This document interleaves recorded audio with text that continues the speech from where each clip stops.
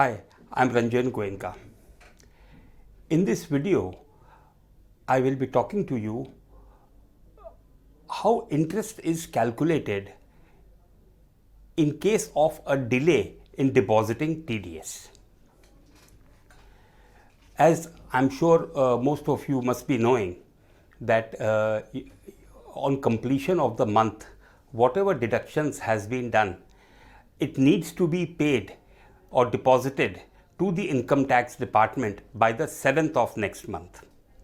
The only exception is for the month of March, which is the last month of the financial year. This date is relaxed up to 30th of April, which in other words 30 days is provided to you for depositing the TDS deductions in the month of March. Now the question is, if the deposit is not made in time, how do you calculate interest? Because there is an interest element, and if interest is not paid, you are bound to get into some kind of defaults and notices will start coming in.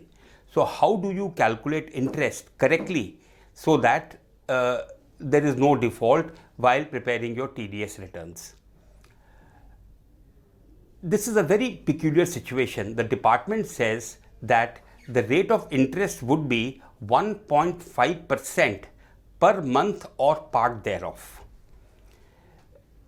You know, there are different government departments having different interpretation of this, but as far as the TDS ecosystem is concerned, the calculation that they have provided is something which has to be understood.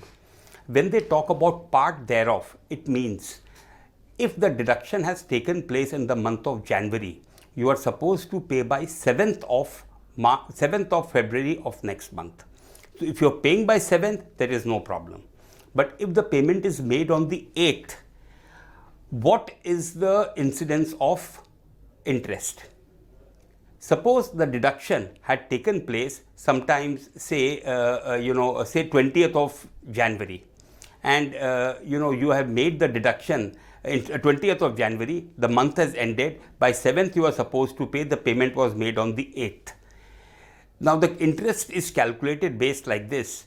They will consider January to be 1 month and February to be another month. So basically you are paying interest for 2 months.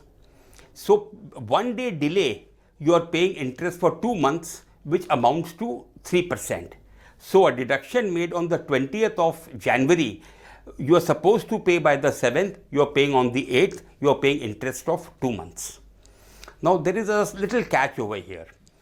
If you have deducted the amount on the last date of the month, say 31st of January, in that particular case, they don't consider January because the number of days delay in January is 0. So you only pay for one month only, because there was a delay of 8 days in the month of, you have used the department's money for 8 days in the month of February. So basically you pay for 1 month. A classic scenario arises in the what you call the month of March. Instead of 30th April, you have made the payment, say after 30th April. So in this case, what happens if the deduction is before 31st of March?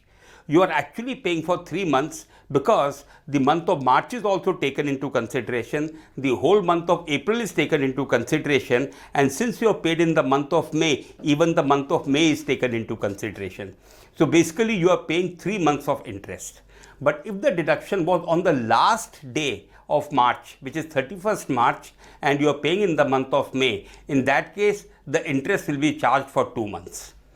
So this is a very peculiar and interesting calculation, the way they do it, but this is what it is. And please make sure that the interest is paid along with the your returns to avoid getting any defaults. Thank you so much. I hope you found this video useful. Thank you for your time.